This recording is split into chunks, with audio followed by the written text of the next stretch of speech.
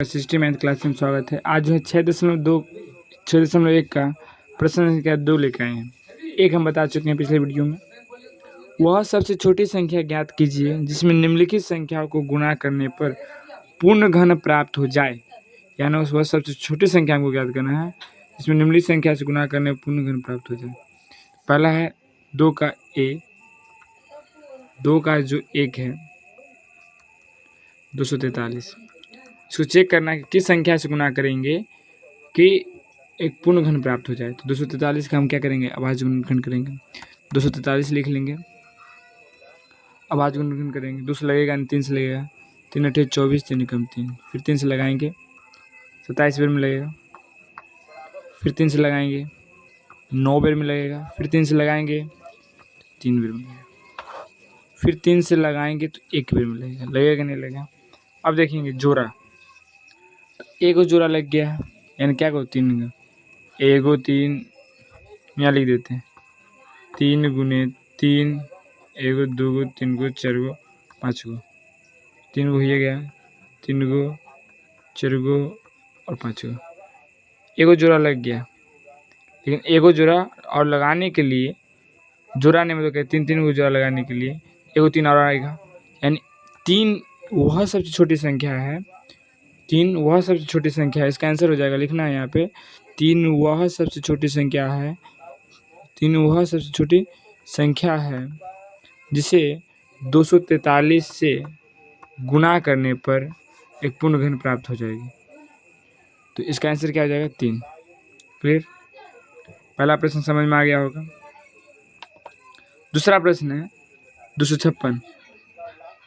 256 को किससे गुणा करेंगे कि पूर्ण घन प्राप्त हो जाए। 256 को निकालेंगे 2 से,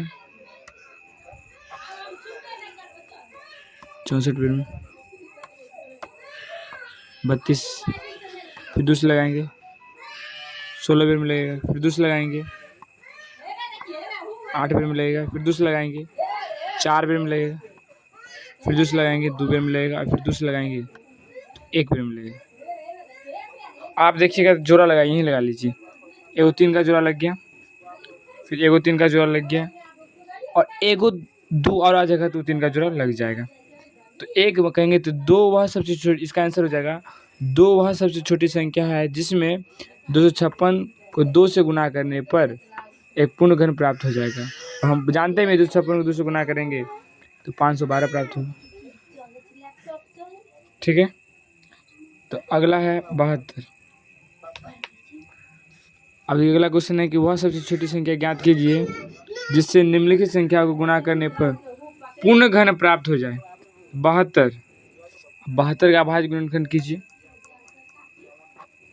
सब में वही करना पड़ता है। 72 है तो 72 का अभाज्य गुणनखंड करेंगे। 2 36 बेर में लगेगा, फिर 2 18 बेर में लगेगा, फिर 2 से 9 बेर में लगेगा, फिर 2 से लगेगा 3 से लगेगा, फिर 3 से लगेगा तो 1 बेर में लगेगा। यहाँ 2 का तो लग गया है 3 जोड़ा, लेकिन 3 का नहीं लगा। एगो 3 तो कहेंगे 3 वह सबसे छोटी संख्या है। 3 का जोड़ा लगने को 3 आई है ना, 3 वह सबसे छोटी संख्या है जिसमें 72 को 3 से गुणा करने पर पूर्ण घन प्राप्त हो जाए। हम जो बोलते हैं वो लिखना पड़ेगा आपको, ठीक है। चौथा 675 क्या है, 675। तो 675 चौथा है 675। 5 से लगाएंगे, 5 एकम 5, 1 बच गया, नहीं 5 या 15, 25 25, 135 बेर में आएगा। फिर 5 से लगाएंगे, वो तीनों से लग जाता है, सॉरी 1 मिनट। 675 3 से भी नहीं लगता है। 3 दूनी 6, 25 दिया 75, 3 से लगाएंगे 7 या 21, 5 या 15, फिर 3 से लगाएंगे 25 दिया 75, फिर 5 से लगाएंगे 25 25, 5 से लगाएंगे 1 बेर में होगा। ये 3 का तो जोड़ा लग गया, वो 3 लग गया, लेकिन ये 2 को 5 है, क्या 5 है, 2 को 5, एगो 5 और होगा तब ना। कहेंगे 5 वह सबसे छोटी संख्या है जिसमें 675 से गुणा करने पर एक पूर्ण घन प्राप्त हो जाएगी। तो वो 5 वह सबसे छोटी संख्या है जिसमें 675 को 5 से गुणा करने पर एक पूर्ण घन प्राप्त हो जाएगी। क्लियर। लास्ट क्वेश्चन है इसमें, कितना 100। वह सबसे छोटी संख्या ज्ञात कीजिए जिसको संख्या गुना करने पर पूर्ण घन प्राप्त हो जाता है। 100 अब है 100, 5 नंबर क्वेश्चन है 100। अब 100 है तो दूसरे लगाएंगे 50 रुपये में लगेगा, फिर दूसरे लगाएंगे 25 रुपये में लगेगा, फिर 5 से लगाएंगे 25 रुपये में लगेगा, फिर 5 से लगाएंगे 1। अब यहाँ देखिएगा तो 2 का भी 3 गुने पूरा है और 5 का भी 3 ने पूरा है, तो इसमें एगो 2 का कमी है, एगो 5 का कमी है। तो कहेंगे 10 वह सबसे छोटी संख्या है जिसमें 100 को 10 से गुना करने पर एक पूर्ण घन प्राप्त हो जाए। इसी के साथ 6.1 पूरा 2 खत्म होता है। Clear out. 6.21 का 2 पूरा खत्म होता है। समझ में आ गया। मिलते हैं नेक्स्ट वीडियो में। Thank you.